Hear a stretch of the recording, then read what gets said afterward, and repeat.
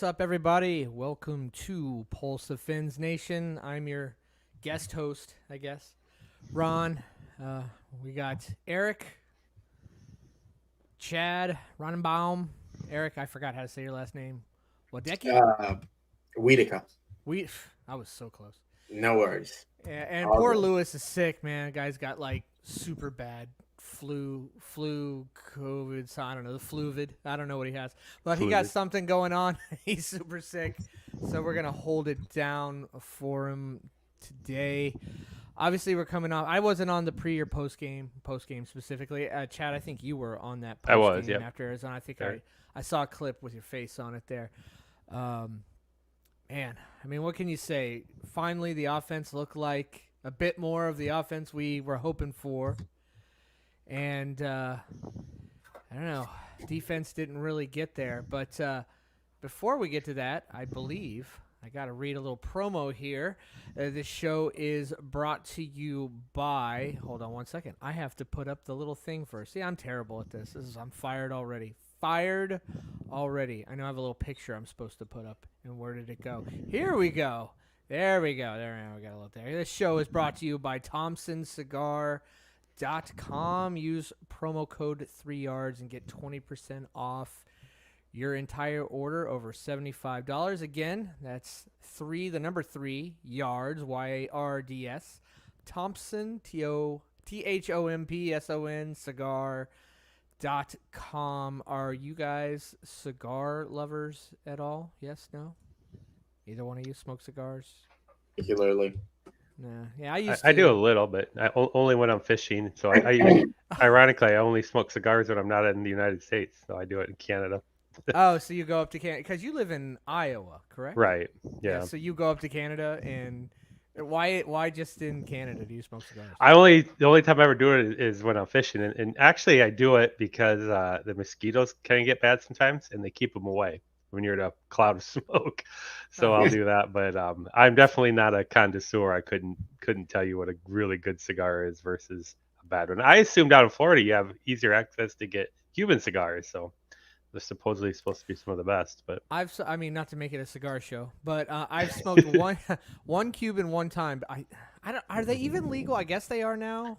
I don't You even can know if they're purchase legal them. or not. I don't think they were at the time, but I worked with a Cuban guy, and we were on like a work retreat. This was like 20 plus years ago, and he had one. He's like, "Here, you want to try one?" Man, that thing that thing stayed lit for like 4 hours, which just like never ends. Those things are so massive. It was, and I'm not a cigar guy either, but it was a massive cigar.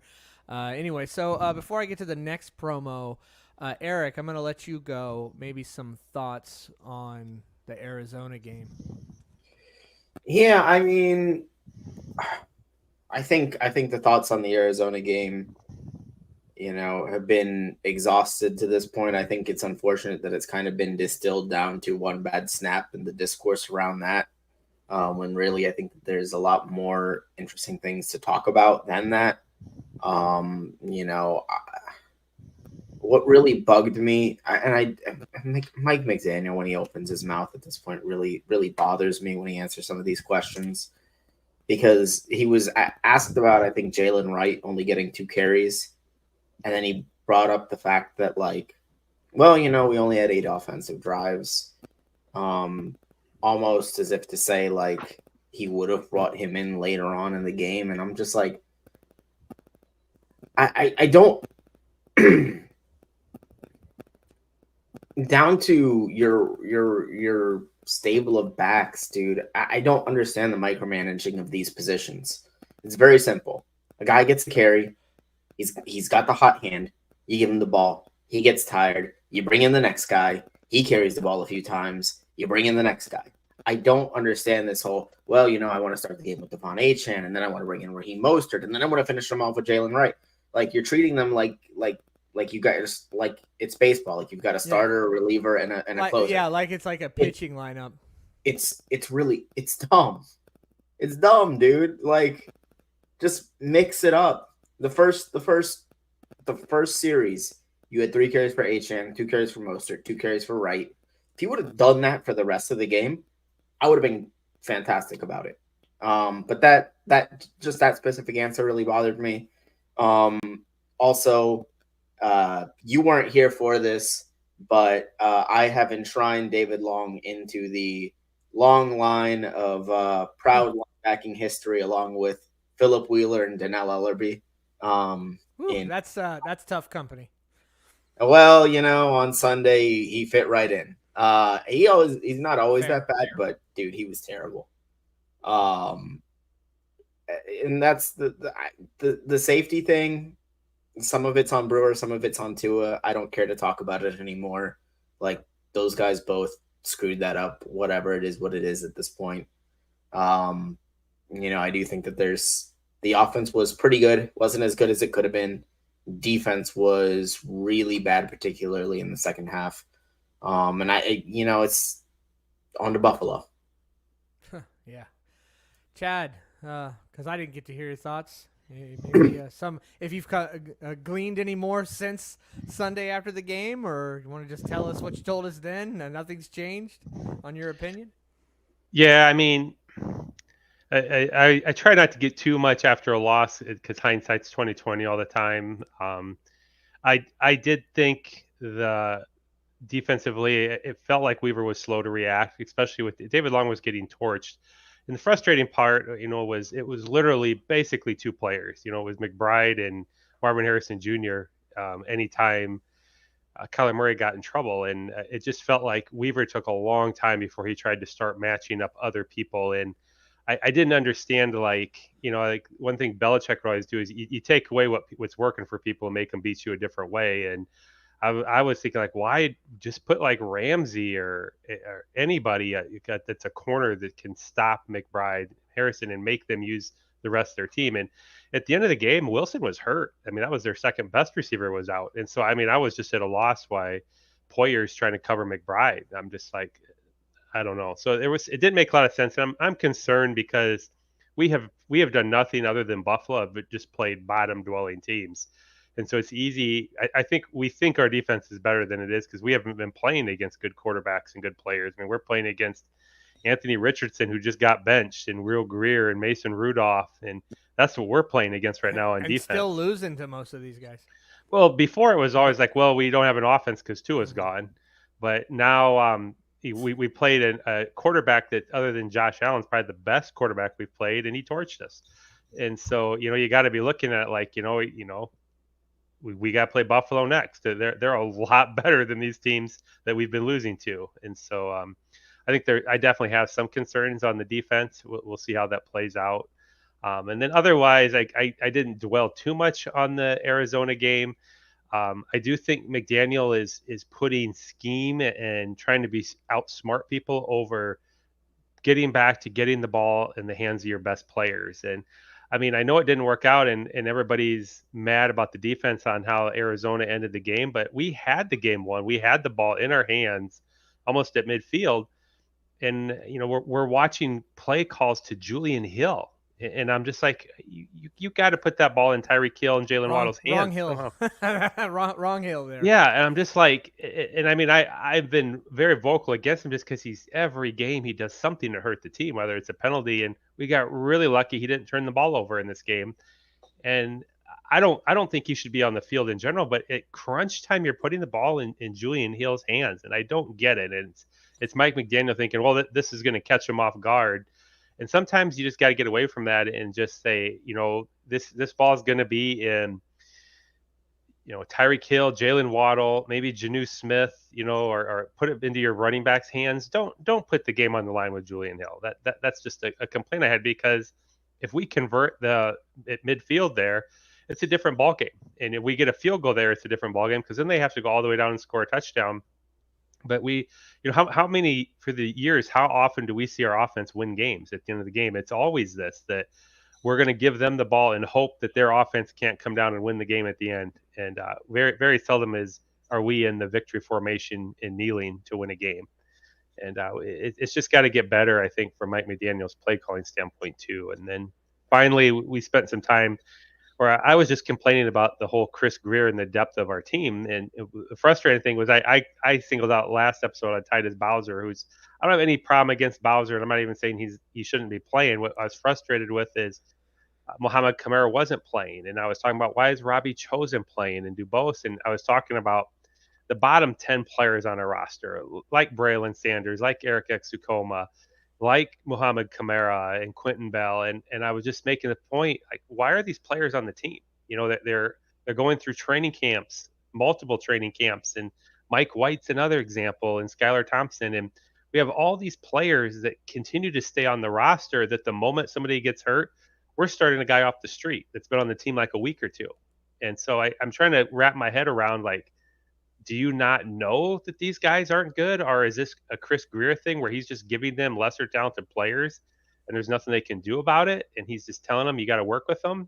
I don't know where the disconnect is, but I mean, you guys are seeing this over and over now through the last few seasons. The moment we lose a starter, our team just crumbles. We don't have it. We don't have a game plan to adjust for when that guy's out, and we don't even have a backup that's going to come in and replace him. It feels like at times we got to go just get somebody off somebody's practice squad all of a sudden to try to throw something together in a week. So that was kind of my concerns post Arizona game.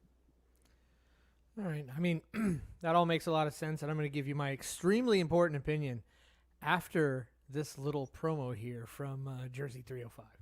Hey, it's Ethan Skolnick for the 5 Reasons Sports Network. We've got a great new sponsor that fits with us perfectly. It's called jerseys305.com. That's jerseys305.com. This is your home for dead stock and vintage jerseys from the Heat, Panthers, Dolphins, Marlins, and the other local teams. Their mission was born from a passion for wearing jerseys of the old styles and the past players. Jerseys 305 aims to make every fan stand out from the crowd with unique pieces that you don't commonly see anymore. Maybe 10, 15, 20 years ago, but not today. And Jerseys 305 was created by the fans, for the fans. They're diehards just like you. In fact, they're probably listening to this episode right now. So check them out, Jerseys 305, their partnership with 5 Reasons Sports, celebrating with a 10% discount on the next purchase using the code 5 at checkout. Unlock your exclusive savings on the entire vintage collection.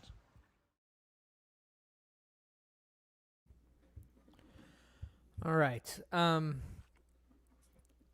What I was hoping to see, and I'm not really on Twitter talking the Dolphins as much, but I'm in the 3YPC chat, only Fins. So, and I went in there and I was talking a lot throughout the week last week leading up to the game that I was hoping to see game planning and play calling that looked a lot more similar to what we saw against the Patriots and the Colts.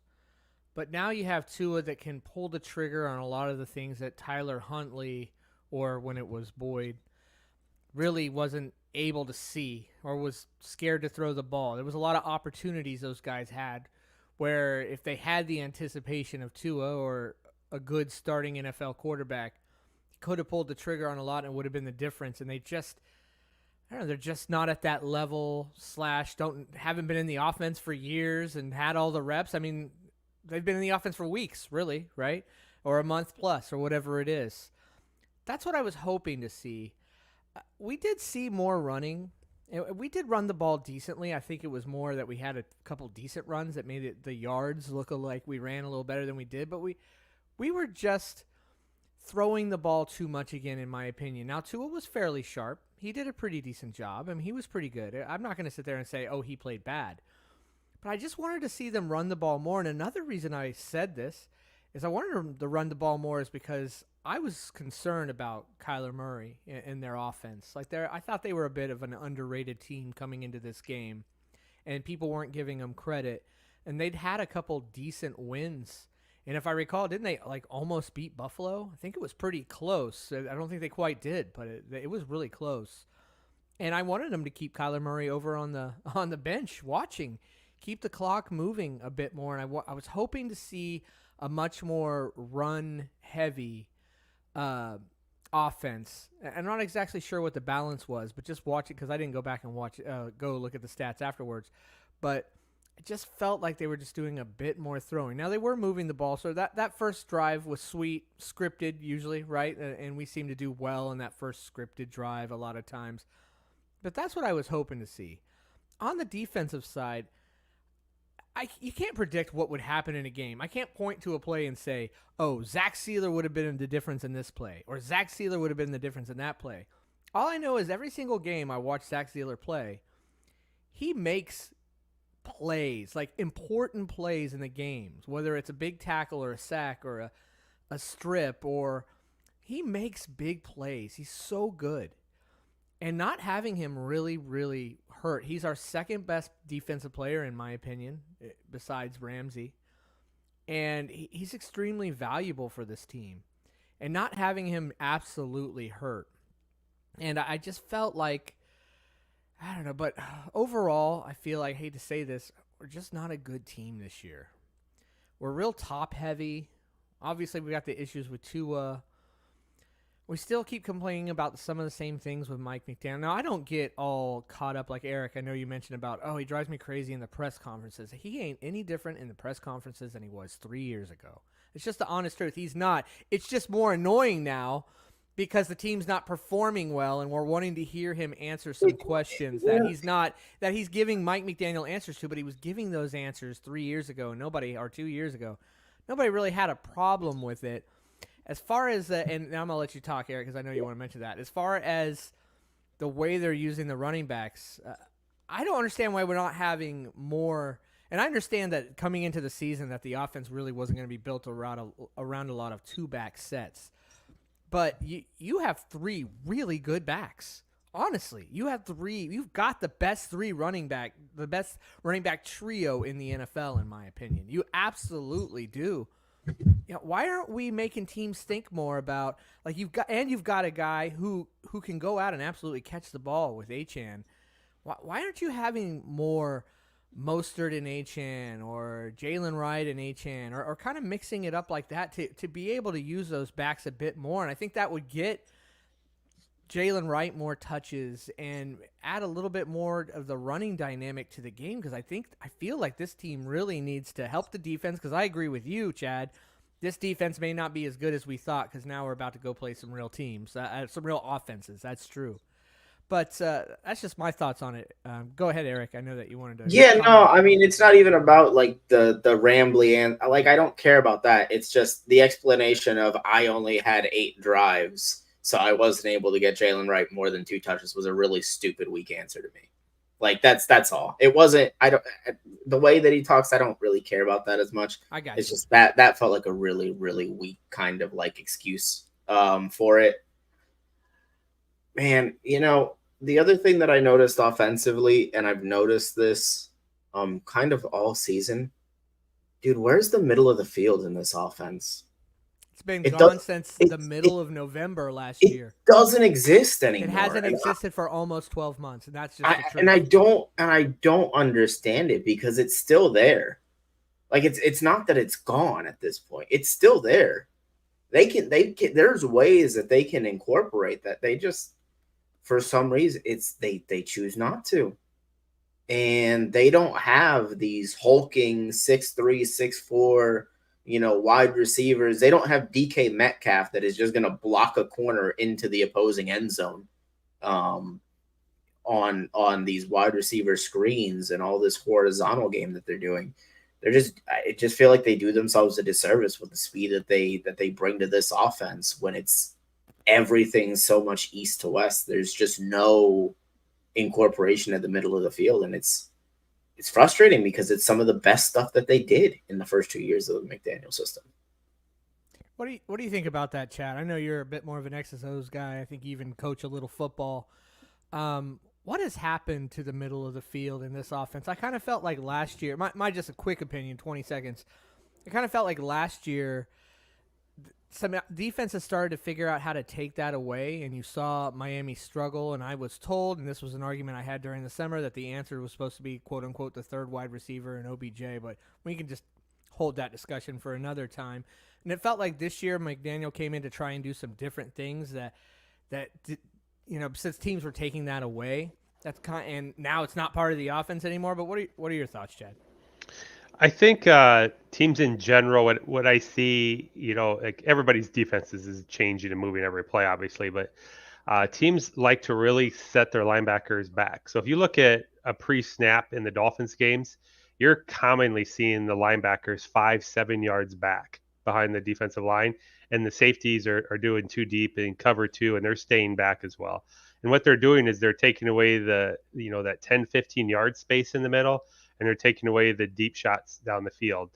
And then they crash the safeties on the outside aggressively. And so if you try to run those old zone stretch plays that Mike McDaniel used to run, they don't work, or Raheem Mostert isn't fast enough to get the corner anymore. And so we're not seeing the effectiveness on the outside. And where we are seeing the run game is right between the guard tackle or right off tackle, running right up the middle of the field. And a lot of times you're seeing 5, 7, even 10-yard runs right at them. And that's because they're sitting back.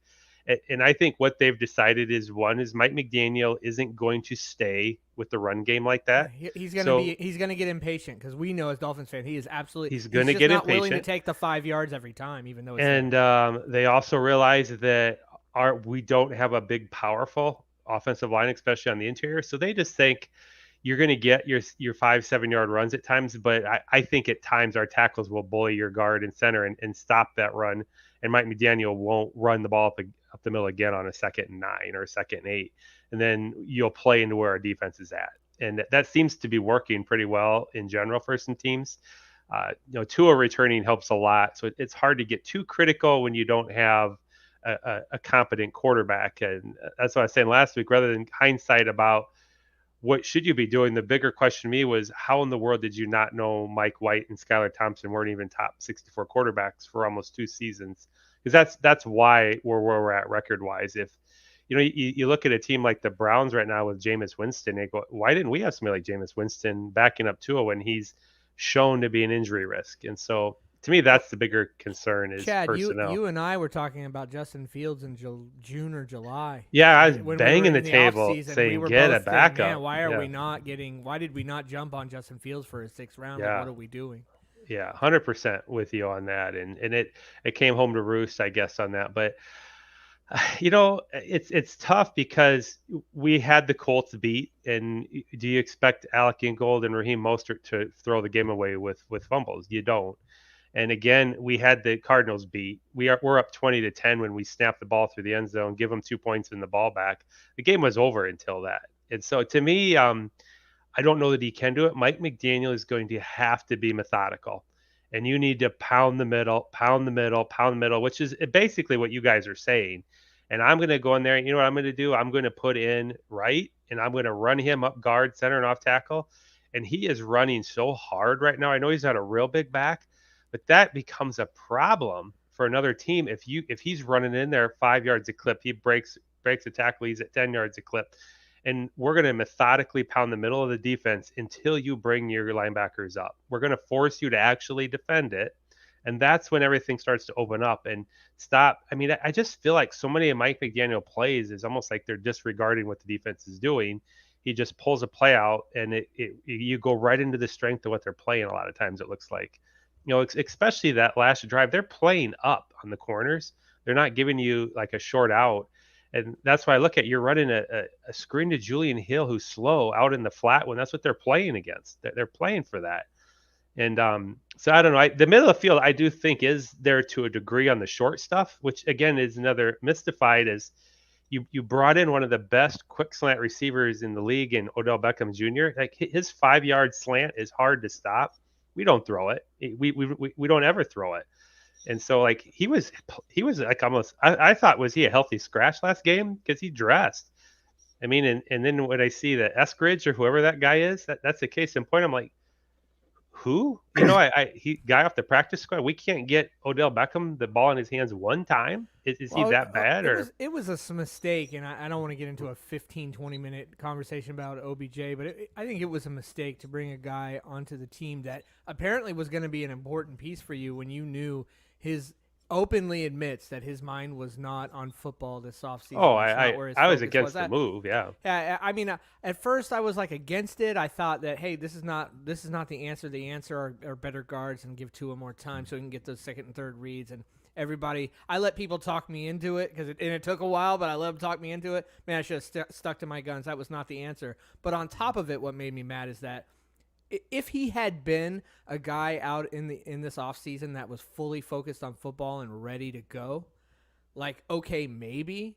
But on top of it, you brought in a guy that supposedly was such an important answer, this third wide receiver, right? And you could have crappy guards. We just needed this third wide receiver because we had the conversation in the beginning of the season. You don't seem to always play Hill and Waddle as much as you should. I think you should be playing them more snaps, but whatever. It's been a mess all the way around. I mean, you can't point to any one thing in this season. It's just been so many reasons why we're 2-5.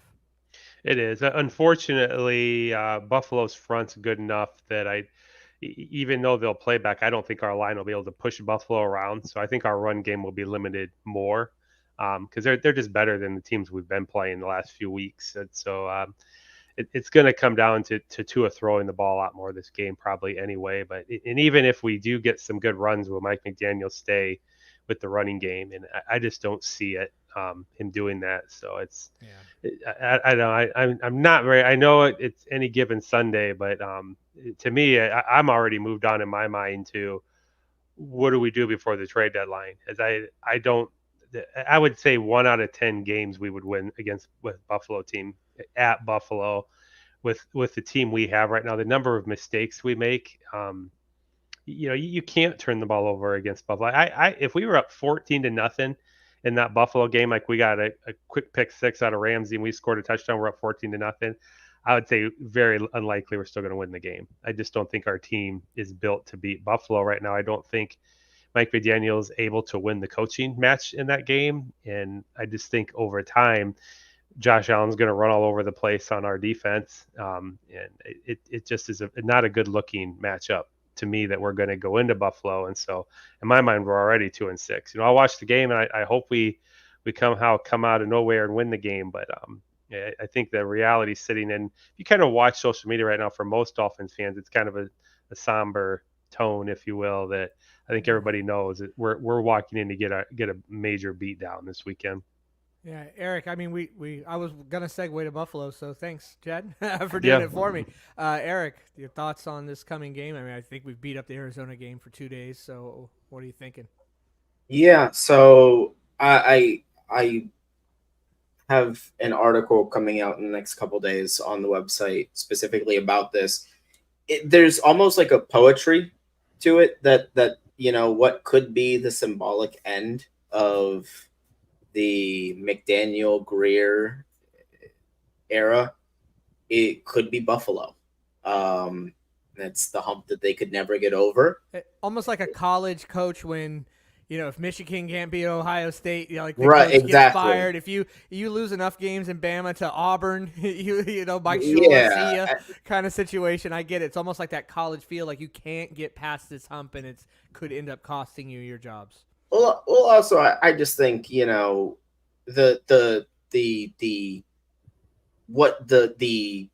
chain of events that starts, the difference between winning and losing this game is stark. Obviously, it's a must-win game because if you fall to 2-6, you're in for a 4 or 5 win season. Period. Point blank. End of story. And at that point, people are fired. That's really kind of what I'm getting at too, more than just losing to Buffalo. It's just that. Your season, though. I mean, with Ross's track record, on top of the fact that I feel like I don't know that he's down for in his ownership tenure, knowing that he's probably getting ready to transfer this team over to whoever the next owner is. I guess his daughter or something. I don't know. Yeah. Does he really want to start over again, or is he just going to do what he always does? Go ahead and give Greer and McDaniel another till the bye week of the 2025 season, and then if they suck, they're gone kind of thing? Because that's been the track record, especially considering he just gave an extension to McDaniel specifically. On the contrary, though, wouldn't the fact that he's coming to the end of his run make him a little bit less patient with all this? Is he really invested in starting over and then taking off in a year? I just don't know how much longer. Well, that's the thing. I mean, maybe it's an owner. That's the thing, It could be a a clearing of the slate before it gets handed off. But regardless of that, getting into the kind of meat and potatoes of the game itself, because I did go back and I looked at some of the things that the Dolphins were able to do against Buffalo specifically in the first half of that game. They did things against Buffalo in the first half of that game. I don't remember much of that. They did a lot of things in that game, both good and bad. Mostly bad. Couple good things. They ran for 100 in the first half, and that was without Raheem Mostert. It was without Jalen Wright, and I think that the team's become a better running team than they were then. I hear what Chad is saying about having less success against Buffalo running the football than you have had in recent weeks, and maybe that is the case. Although I do think that it's something that they're going to have to do. It's not a matter of want to. They're going to have to run the football. The second thing is, that was one of the games actually where they were able to attack the middle of the field and have decent success with Tua. I did some charting on his passes on throws over the middle. He was 7 of 10 for 91 yards and interception. The interception was a throw to Bose that went off of his numbers and was picked. But to be fair, why in the hell? And since we're talking about Buffalo, I guess we can go back to an old game. Why was that your lineup on that critical third down? But very frustrating. The other one was a deep throw over the middle to Julian Hill that was dropped in the end zone. That was the other incompletion. And then the third incompletion was a throw to Tyreek Hill in which he was arguably held. So you're talking about looking at, they were able to attack over the middle. And I think that they're going to have to do that. The other thing is they're going to have to remain patient, and they can't get over aggressive. I think that they were pressing in week 2 because they wanted to prove that they could beat Buffalo, especially in prime time. They were taking way too many liberties with the football. Tua was forcing it downfield when he didn't have to. They were going for it on fourth downs when they didn't have to. We have to give McDaniel some credit for getting a little bit smarter in that regard since the Patriots game. Well, since they played the Patriots game, he decided, okay, I can't be so crazy anymore. I'm going to be more conservative. I'm going to at least give him credit for kind of keeping that mentality a bit more. Yeah, I would agree with that, especially against Buffalo, because they're a team that you just can't make mistakes against. And I do want to get into addressing some of Anthony's comments here. Yeah, let's go for it. Go ahead, start reading one. I'll pop it. I have a response for him here because I knew this happened this season. Stephen Ross sold 10% of Miami to Joe Tsai, if I'm saying his name right, Tsai. I'm not familiar with him. But I believe that's the guy that's in line to probably purchase the team when Stephen Ross is done. I don't anticipate it's going to be his daughter with the team, but I don't know this. I'm just anticipating that she's going to be done with it. So I think that guy is who's going to take the ownership over. I haven't done any research on him, but I don't think he's buying 10% of the Dolphins just for giggles and for fun. I think he's probably lining up to take the majority ownership when Stephen Ross is no longer wants it. So that just answers his question, is what I think is who's going to own in the team. Eric, you had a comment on Anthony's question here in the chat. Yeah, I mean, and I would agree with Anthony about, even if they win a majority of the games after Buffalo, that I don't know if they won out after Buffalo. I think they saved their job. Well, yeah, I mean, if they completely went out, yeah, absolutely. Post Buffalo, that would be pretty extreme. I think. I mean, they've got a lot of mediocre games in there. I haven't looked at their schedule for a while. You still got to go to Green Bay. You still got to you got to go to LA. See the Rams, who just got Nakua and Cup back, and they look like a revitalized. Yeah, they look like a different team. They were sounded like they were ready to go on a fire. Yeah, they were ready to sell. Another team to have it, and it looked like they had that surprise win again. Who is it that they played? Minnesota. Minnesota. And I don't think anybody expected that. And they're like, hey, wait a minute, maybe we don't need to do the fire sale, especially because not to get into talk about another team or division. That division isn't the division everybody thought it was, right? You've got Arizona. They're pretty decent. San Fran's struggling, and I think Seattle's decent, not great. So maybe the Rams might be the team there. So they probably, to bring it back to a Miami point, going to be a tough out for sure if we were looking to try and win out. Yeah, you're still looking at that game. You're still looking at Houston, at Green Bay in that midst. It just feels like it would be extremely improbable. But I mean, beating Buffalo at this point feels like it would be extremely improbable. So if you're living in a world where you beat Buffalo, I do think that there's something to be said for if they somehow pull off the impossible here, just what it would mean for this team and this group would it would change the entire complexion of the season at that point. I think about, and I'm trying to put myself in a situation where McDaniel, we know as Dolphins fans, we have a lot more experience with the Dolphins than Mike McDaniel does, right? Mike McDaniel only has the thought process of since he's been here for the 2+ seasons. I'm trying to think about where it felt like he was in a quote-unquote impossible situation, and I kind of feel like, and maybe I'm missing one, the only time really where we were going into it thinking that, like we are now, was when we went to Buffalo with Skylar Thompson in the playoff game. Am I missing one? And we played them tough as hell, and damn, we almost pulled that off. What are you thinking, Eric? You got another one for me? Well, we kind of had this kind of feeling last year before Kansas City. But no, I mean, before Kansas City, we went in thinking, oh, we're going to win this game. I'm talking about we're going into a game thinking we suck and we're not going to win this game. 20 below with Justin Houston. Oh, and you're talking about the England? playoff game. I'm talking about the playoff game. But I thought that was going to be tough for both teams. I thought both teams would, in my opinion, would just struggle to throw the ball. It was going to be a running game. It would even it up. And like everyone was going to struggle. There's no way that Kansas City can play any better in weather like that than we can. I don't care where they play and where we play. I'm just thinking about that Buffalo game where we were going in there with Skylar Thompson. I don't know that there was a person that thought we would even come close to winning that game. And damn it if we almost didn't pull it off. So I kind of feel like this feels like that. Like I am fully thinking we're going to lose by 20. 20 or more. I don't know how you guys feel about it, but that's how I think feels. it'll be over half.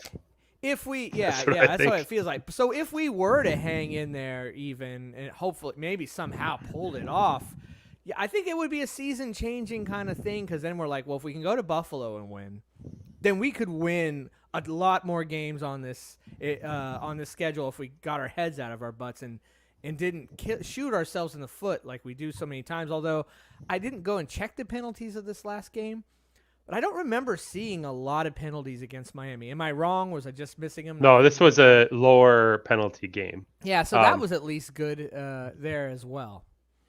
If you're looking for the glass half full, I gotta trying a little bit. I gotta put if in as big a caps as possible. If we beat Buffalo, I mean, then all you really need to do is you need to sweep the Patriots and sweep the Jets. You've already got the one of the Patriots. Then you're almost at 500. And then the way that other divisions are playing out, I think a 9 win might get you a wild card spot. 10 win probably will. So it's possible. I mean, you don't have to win at Houston and win at Green Bay if you can win one of those games. They're alive if they can beat Buffalo. But you Houston's go to 2 and down 6. 2 wide receivers, right? Or at least they are right now. No, I mean, my point is they have been, kind of knocked down a bit. They're not the team they were. Right, but my point is you need to sweep the Jets to beat the Patriots, which the Dolphins can do. But you have to beat Buffalo, and that's what I don't think they can do. But we'll see. We last time we won in Buffalo was 2016 with Gase in his first year. It's been a long time since we've won in Buffalo, so I just don't see this team being composed to do it. But if we do somehow pull it off, the season isn't lost yet. I would agree with that. So I think the harder question for me is change, and how do you bring about change? Because we went from Flores, who was firing his offensive coordinator every single year and bringing in a new one, to the point where nobody wanted to be with his organization because it had become like toxic, to McDaniel, where we're on another year of Danny Crossman and having the worst special teams in the league. And we kept Mike White around. We kept Skylar Thompson around. We keep Braylon Sanders around. We keep Eric Coma around. We keep Channing Tindall around. And I start to wonder, is is Mike McDaniel to a fault too loyal to the people around him? That he, even though you're not a good coach or you're not a good football player, he keeps you on the roster because he's worried about you as a person, or he wants to make sure you're still able to provide for your family type stuff.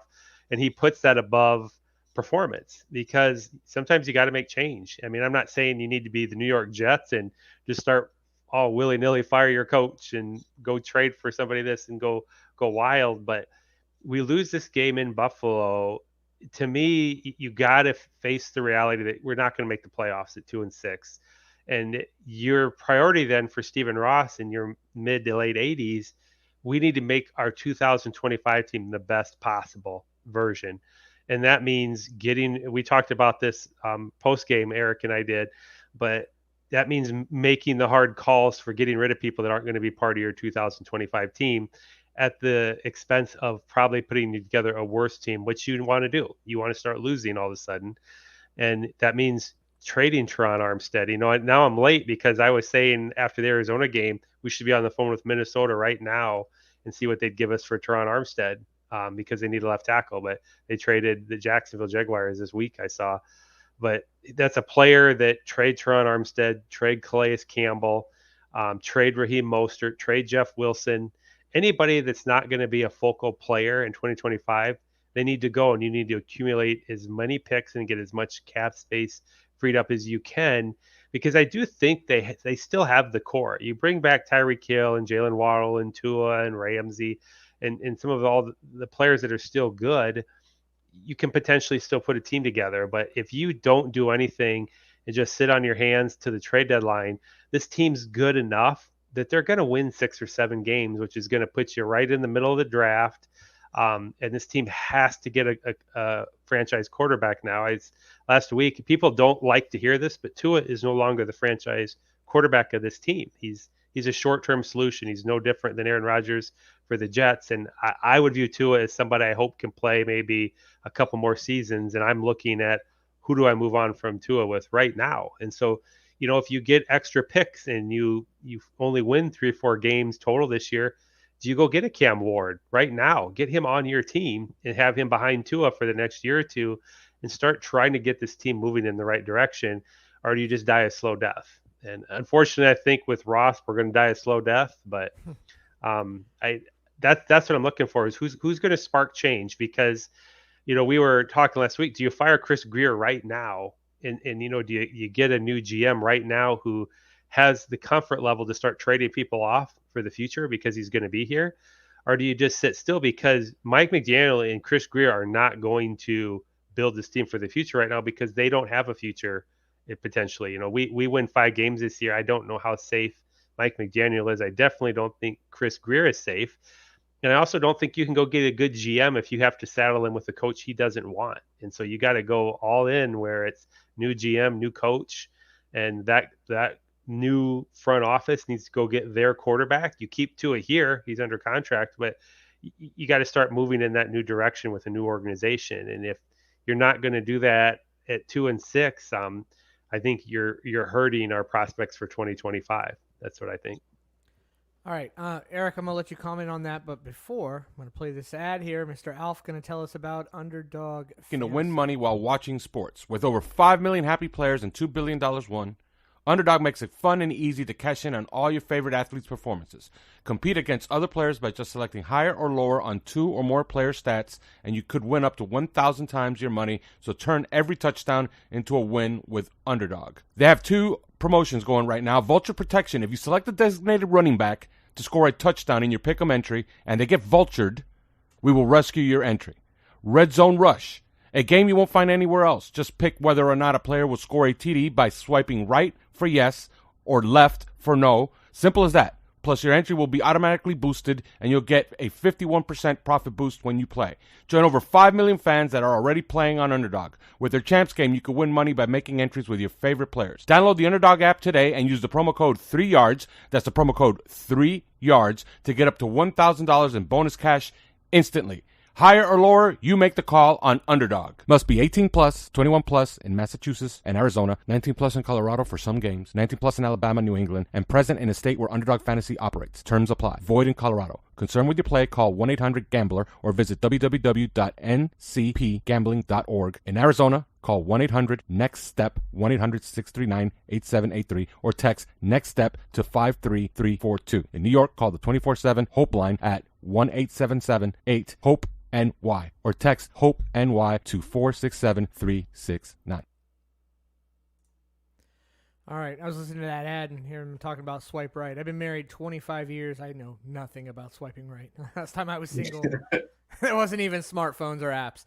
Anyway, Eric, kind of wanted your comments maybe, and I know we're getting into the future a little bit here, but we've all said it, or you guys have said it, that if we lose to Buffalo, it's kind of season over probably, and maybe we're looking at the future. But I actually, you know what, I'm going to take away from that. I know, Chad, you mentioned about the trade deadline. Let's kind of go to that. Eric, your thoughts on trade deadline coming up?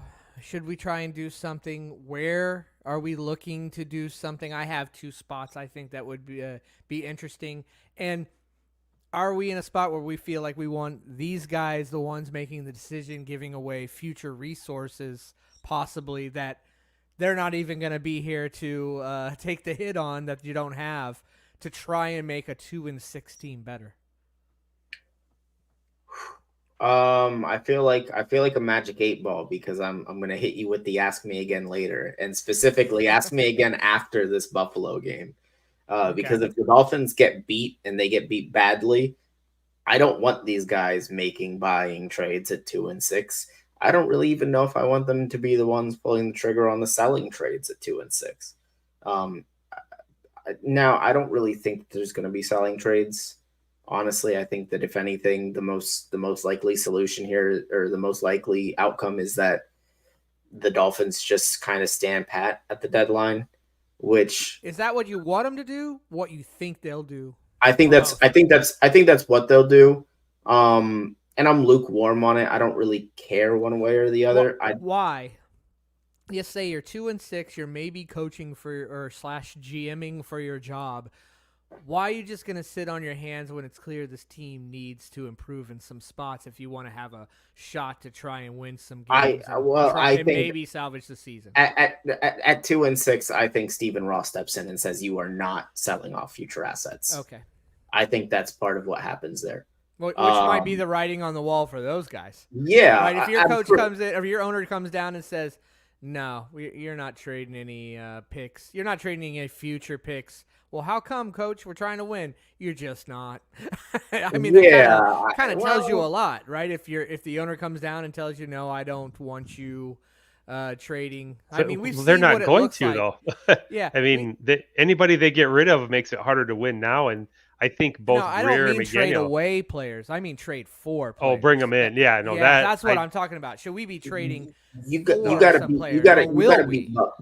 beat Buffalo to even start those conversations up. We say that as fans, but is that what Mike McDaniel and Greer are going to think? Like we know what they should do and what we want them to do because we see a big picture, but these guys are solely focused on two things: one, saving their jobs; two, trying to win right now. So we kind of have to take, like, we know what we want them to do, but we have to take ourselves out of the mindset of what we think we should do and put ourselves in the mindset of, if we are those guys, what do we think they are going to do? So if I'm putting myself in the mind of Chris Greer and Mike McDaniel, I'm thinking two things. Number one, I'm thinking I have decent job security. I don't know what they know or what they think or anything like that. We don't know that Ross might have come down to him already and say, hey guys, I know this season's not going how you want, but just so you know, I'm not planning on firing you right now during the season or anything like that. You're safe. You'll be here next year. I mean, who knows what those conversations look like? I can't imagine they've just ignored each other and had zero conversations, right? Probably something. Now, Ross could be pulling their chain too, but I would imagine there's been some conversations had. So maybe depending on that might be depending on what they decide to do. Yeah, and I think as an owner, you might not want your GM and head coach operating in 100% desperation mode all the time. The I second agree. something goes wrong. So I think Chris Greer as a GM's job is to always have until he has an idea otherwise, is to think longer term. And I know that this roster is quote unquote all in. I get it. I think if he makes moves, it might be, well, what can we shed this year and collect for 2025? Not necessarily a full on sell, but maybe like okay, let's trim some of the fat around this roster here, make room for some of the guys that we drafted in the last year to play, see what we have in those guys, and evaluate 2025 is going to be the year that we go ahead and really contend for this thing. 2024 is a cursed year. Jalen Phillips got hurt again. It doesn't even sound like we Tua wanted to got trade hurt Bradley. again. Is Bradley Chubb even going to come back this year? I think you know what that's going to depend on. I think that might be a situation where, hell, we're 3-8. No, we're not bringing Bradley Chubb back. Why would do that kind of situation? I think that's really what that answer is there. If you maybe reading between the lines. Yeah, they could also do the whole, well, we're getting River Craycraft and we're getting Bradley Chubb back eventually. Yeah, and where those is River are deadline Craycraft? acquisitions. I was kind of expecting him to be back. I thought they opened up his practice window this week. Did they? See, I didn't. Yeah. I didn't know. I have to be honest. I know I talk a big game, like I know a lot of what's going on. I haven't been as focused on this team as perhaps I should, sitting here hosting a podcast. I will admit that. I promise you, they don't deserve it right now. Well, just being honest. River Craycraft's window did open back up, which is nice. I mean, I don't want to, scoff at that, but it was an important. When I saw him go down and they said he'd be out for 4 weeks, I was very concerned. That was a big loss. That was a big loss. He's important to the running game. We saw Tyreek Hill on Twitter complaining about being a blocker. He's like, Oh, I like it. One guy said, I like it when you make big plays. And Tyreek Hill replied, well, I'm a blocker now. So that's great. Yeah. That's great. Yeah. And before this kind of ends here, I did want to get to two things. Will they make a trade? I have no idea. Should they make a trade if they beat Buffalo? Kind of like what the Rams were about to do. We were about to fire sell this whole thing, and then all of a sudden we just beat Minnesota, and maybe this division's not as tough as we thought. Not that the division isn't besides Buffalo. Our division is crap, by the way. The AFC East is total crap besides Buffalo. Usually there's at least one team trying to pretend like they're competing. We don't even have that going on right now. But if Miami was going to go out and trade, my dream would be maybe you'd go get a guard, but I give up on that. You know what? I'm never going to be a magazine GQ supermodel, and Miami, as long as Mike McDaniel and Greer here, are never going to get a freaking guard worth of shit. So I just give up on that. But I think they need some pass rush, and I think they need, I hate to say it, another wide receiver. I know. They have to have more than two. They have two guys and a bunch of practice squad guys right now. If Craycraft can come back and really get a lot of snaps in, then he's a decent receiver, and he's really important in the run game, which is where I think their full focus should be. Honestly, that's why I'd love to see him go get a guard and then start playing two running backs in the backfield. But they need some pass rush, man. And it's not Weaver's fault that they lost Jalen Phillips. They didn't have Chubb. He has been trying to mix and match it. And I'm going to go back to what Chad said again. You're right, Chad. I think this defense might have been a little overblown because they weren't playing very good offenses and they were playing a lot of bad quarterbacks. And now we might get to see in some of these games. Now, again, I don't know. Jordan Love is hurt again, right? So I don't know that we'll see Jordan Love. I don't know what the extent of his injury is. But we're going to likely see Stafford. We're about to see Josh Allen. Aaron Rodgers isn't the old Aaron Rodgers, but, I mean, he could still probably beat up a bad defense. if you want to consider us a bad defense. So we're about to face better quarterback play. I really think they need a pass rusher. I don't know that they're going to go do that, and I don't know that they should if they lose to Buffalo. But those would be the two spots, the wide receiver 3/4, and I can't believe I'm saying that, but and just the tough part is this offense seems to be tough for receivers to just come in and quote unquote pick up. They don't know where to go. They seem completely lost. Tua thinks they're going to do this. They do that. I mean, we've seen it be really bad. The secret. Go ahead, Eric. Oh, I was just gonna make one quick comment and then you can hop right in. The secret is the wide receivers that they brought in to be the wide receiver 3 aren't very good. I don't think it's a secret, but I get what you're saying. Yeah. Go ahead, Chad. What you got?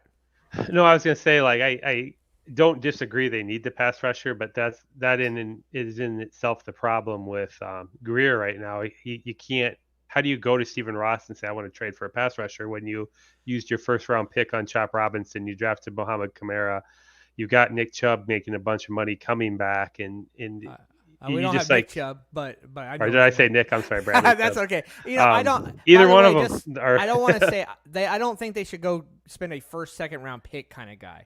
I just think they need to go find a mid, maybe trade a fifth kind of guy that gets some pass rush. I think need some pass rush help. This defense doesn't seem to be reliant on one like it was kind of last year where we have two super stud guys trying to come off. Doesn't feel like that's what Weaver's defense anyway, but they just don't have enough guys.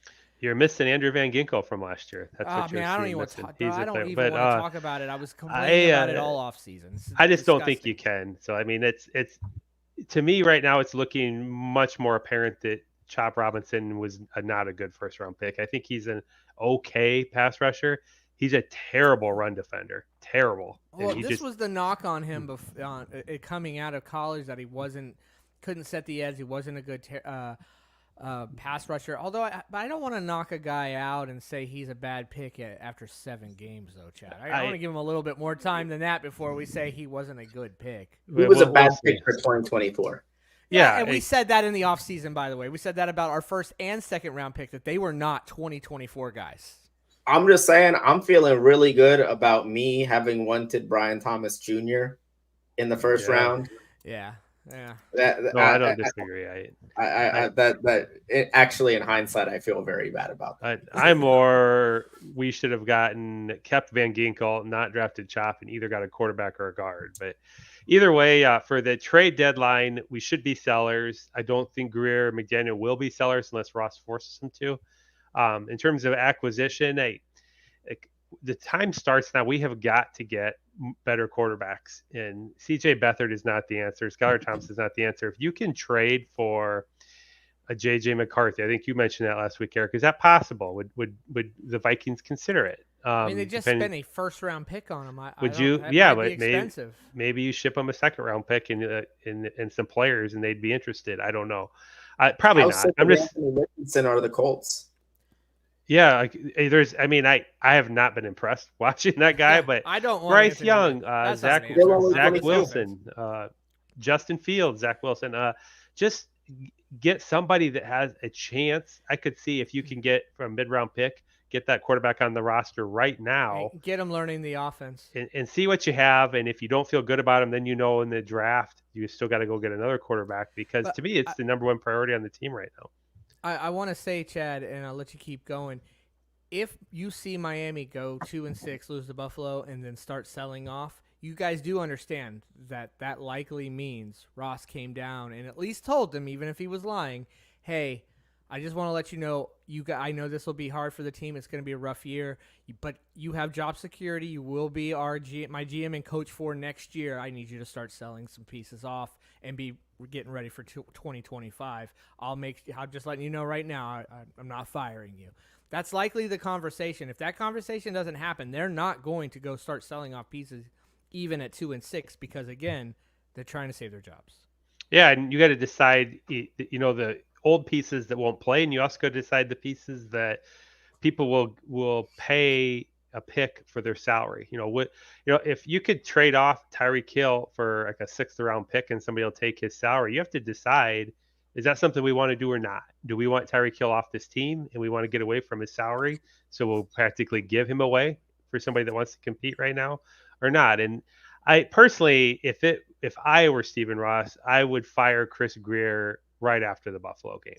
And I would say we're going to use an interim GM right now, but that whoever that person is, it's somebody that's going to be with the organization next year, and they need to start making moves that's in the best interest of this organization. Because I just don't think Chris Greer will do it, because it doesn't help his tenure to start selling pieces of the team right now. They need to win desperately right now for Chris Greer, and I personally think he's really close to being gone. I don't think he's that safe. I do think Ross likes McDaniel. I think McDaniel is a little safer. But I don't see how you can continue on with Chris Greer right now with what the position this team is in right now is more than anything was bad personnel management. Odell Beckham Jr. was a bad choice. Isaiah Wynn was a bad choice. Who's making those choices? Who drafts these guys? Why did you draft Muhammad Kamara if he's not an NFL player?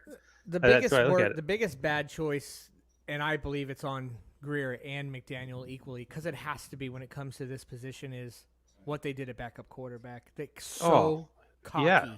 They got cocky. Greer got cocky. McDaniel got cocky, and Tua got cocky. All three of those guys got cocky, and man, did it cost this team. But well, Eric, Tua doesn't dictate the backup, but you're absolutely right, Ron. We were saying this last week. Our last show was accountability, and I don't know if it was McDaniel or Greer, but who thought Mike White was a good quarterback? Because none of us did. Anybody out in the media or fans, like, Mike White's not good. He's not a guy that can win games. People got all caught up because some dudes on the Jets wore some shirts. But Eric, I saw you snickering when Chad was talking about Greer. I was just kind of curious what you were thinking. So I'm just because I was thinking back to a comment that you made about, well, if they buy, a guy that you spend a third or fourth round pick on, and I'm like, man, let's be honest. If the Dolphins are buying, we know that they're sending a first to Vegas for Max Crosby. Chris Greer doesn't make he doesn't buy from the bargain bin. What a waste of that would feel like a waste to me. But he that's the thing. He would do that because it would be the shiny object that he would just be dangling keys. Oh, forget about everything else over here. I got Max Crosby. If you're doing that, then you're probably selling an injured Chubb or an injured Phillips. Yes. Maybe Chubb just to get rid of the salary, because you're bringing on Crosby's salary. I mean, I can't imagine you wouldn't. He's not playing this year anyway, or not much if he is. Yeah, and in a hypothetical world where they are sellers, I think Chubb would probably be the biggest name that would be at least available if anybody really cared to throw an offer out there. And I'm not 100% certain that they would, given his injury history. But if they buy, I don't think that they're going to do it halfway. It's just not what Chris Greer has done in his career, unfortunately. I think that they would take a big swing, because I think that in that case, Chris Greer can say, well, why don't we see this roster next year with X big addition over a full season? And that in itself might buy him a little bit of job security, at least in the eyes of Stephen Ross.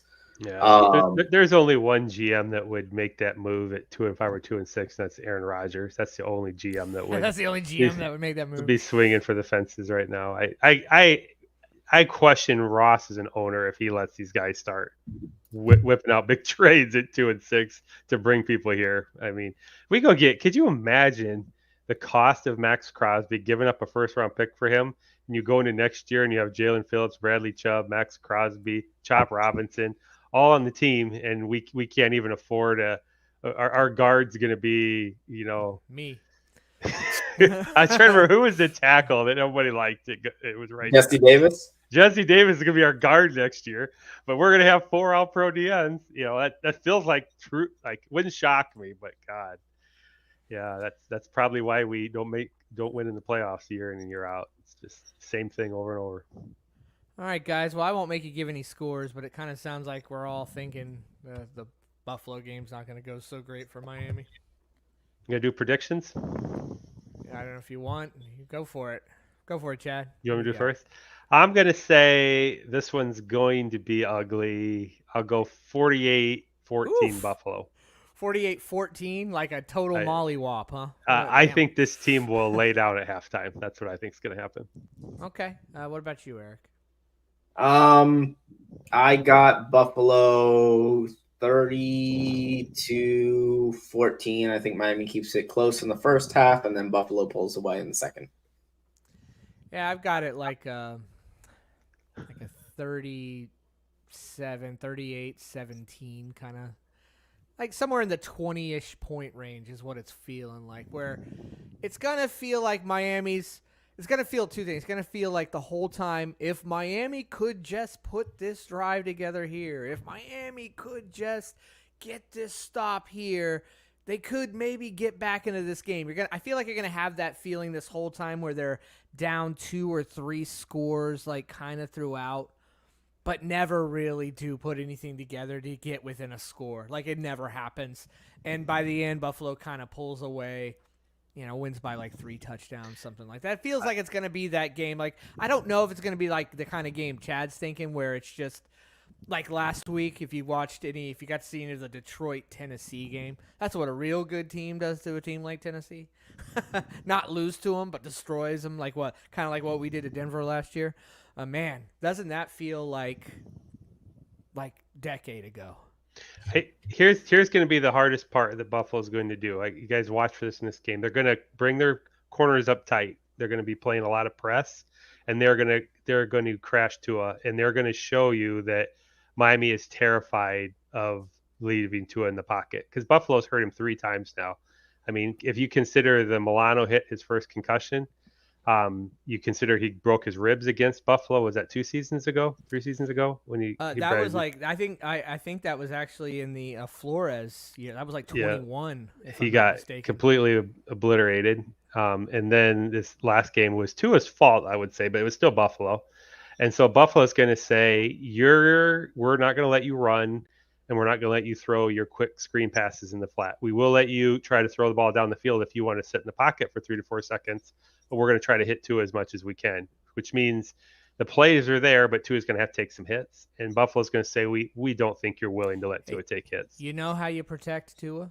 I think you guys know what I'm going to say, but it's also the correct answer. How do you protect Tua, Chad? I would run the ball. That's okay. How are you going to protect Tua, Eric? Run the ball. How's McDaniel going to protect Tua? Throw the ball the whole damn game. He's going to throw it fast. Because try and throw it fast. Buffalo's defense is going to say, can your line hold up and throw the ball down? Because if you can hold the pocket for 3 seconds for Tua, throw the ball down, you can burn Buffalo. They'll run that kind of a defense. If you start throwing 9 routes down the field on them and can hold the pocket, Buffalo's strategy is going to be that means Tua has to take hits. And they're going to say, you're not going to be willing to let Tua take hits. We know that. We're going to take away your run. We're going to take away your short passes. And then we're just going to assume our defensive ends can beat your tackles, and we're going to get to Tua. I'm going to be honest with you, Chad. If they're playing press on the outside, Tua may as well just throw that quick fade to Tyreek every time. Yeah, I think they're going to take a lot of shots, especially considering at that point, if that's the only way you're going to be able to beat them and keep them safe is if you hit on a few of those. Right. When we come out, watch where their corners line up in this game. They're going to be impressed. I'm telling you right now. I mean, I understand Miami's not playing well, Chad. That really isn't. That's a cocky strategy from Buffalo if they do that. And it may be the one to do. For years, but that's a cocky strategy to go ahead and just sit there and play press on Waddle and Tyreek. But you know what? I would. I'd be like, you're not willing to let Tua get hit. So I know that means the ball has to come out short and fast, or you're going to run it. Miami has proven to do some reckless things on the field, so I guess we'll see. But guys, we are past our allotted time. Greatly appreciate you guys joining me. Just one quick shot. ThompsonCigar.com. Don't forget the promo. 3 yards. Number 3 yards. And thanks everybody, and we will see you next week.